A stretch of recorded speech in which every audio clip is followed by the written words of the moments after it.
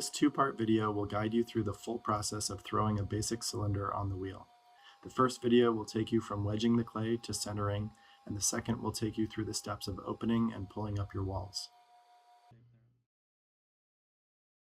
Wedging is the first step in the process, and getting it right will set you up for success in centering.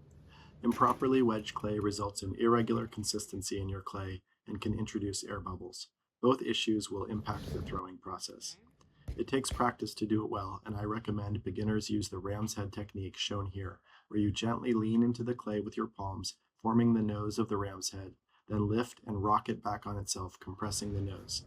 You also need to apply inward pressure to keep the clay from stretching outward. Be sure to round the base of your clay to avoid trapping any air, and a smooth ball shape is ideal for throwing. To prepare a basic cylinder, you will need water, a sponge, a wooden rib, and a wooden knife. Lightly dampen your fingertips and wet the center of the wheel where you will attach the clay. It should not be slick, but slightly tacky. This will help adhere the clay when you throw it down onto the wheel. Tap the clay at a 45-degree angle to help attach it to the wheel. You are now ready to begin the coning process, which is where you will pull the clay up and down to bring it to center. Wet the clay, tuck your elbows at your sides, and begin by leaning down into the clay.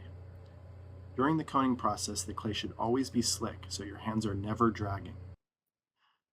The next step is to pull the clay upward into a cone. You'll be leaning into the clay with the sturdy part at the base of your palm of your left hand. Imagine a line running from your elbow through the base of your palm and bisecting the clay. You don't want your wrist to drift to the right or left, where you will have less control and ability to apply pressure. Your elbow should be in front of your body so you can use the weight of your body as leverage to move the clay.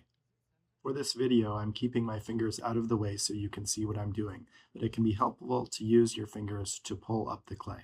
As you lean into the clay with the weight of your body, it's important to slowly release that pressure. If I take my hands off quickly, the clay wobbles, but if I take my hands off slowly, the clay stays centered. Now I will just continue this process, bringing the clay up and down until I have the clay centered. When I'm pushing down into the clay, I'm using the sturdy part of the palm of my right hand, grabbing my thumb, and leaning down into the clay with that thick part of my right palm while also containing the clay with my left hand. This keeps a nice round dome shape. I can use my sponge in my right hand to squeeze water onto the clay. Remember to always keep the clay wet and slick while you're working in centering.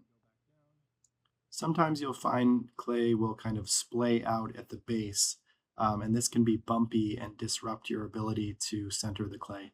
So you can use a finger to scrape that away or a wooden tool. Just brace it against the edge of the splash guard. One common issue that comes up often in learning to center is holding your hands at the correct angle. If your hands are too flat at sort of a 90-degree from each other, what can happen is that the top of the clay can splay out, forming a kind of plateau that hangs over the edge. To remedy this, keep your hands slightly angled and always applying pressure in a rounded shape. Ultimately, you want to end up with a nice round dome shape that is fully centered. You can drag your fingers along the clay and watch your fingers to see if they wobble to make sure that the clay is nice and smooth and centered. That concludes this tutorial on the basics of centering your clay. The next tutorial will show you how to pull up your walls and make a cylinder.